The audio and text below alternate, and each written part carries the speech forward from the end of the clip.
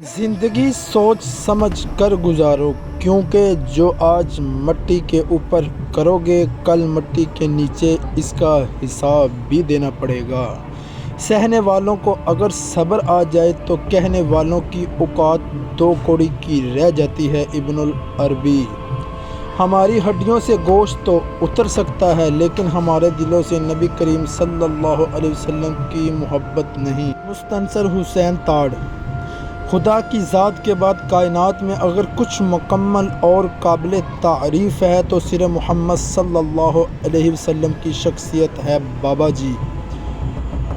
گھر میں گھسا ہونا گویا اسے ویران کرنا ہے۔ مولا علی۔ باپ کی دولت نہیں، اس کا سایہ ہی کافی ہوتا ہے۔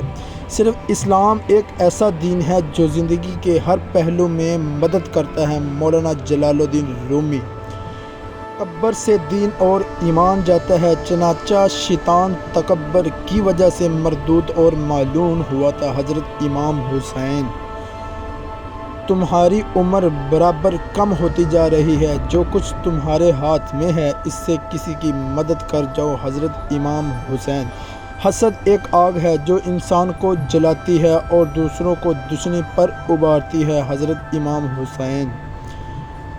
لالچ سے آدمی مصیبتوں میں پھنس جاتا ہے۔ حضرت امام حسین۔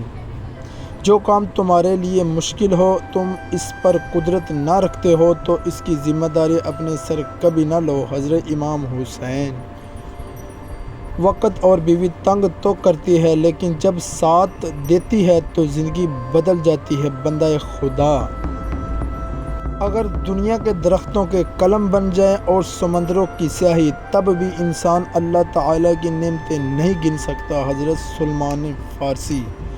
جوانی میں ہی توبہ کا لطف ہے، بڑھاپے میں اگر توبہ نہیں کرے گا تو کیا کرے گا۔ خواجہ نظام الدین اولیاء۔ مرید کو محبت الہی اسی قدر حاصل ہوتی ہے جس قدر وہ اپنے پیر سے محبت کرتا ہے۔ خواجہ نظام الدین اولیاء۔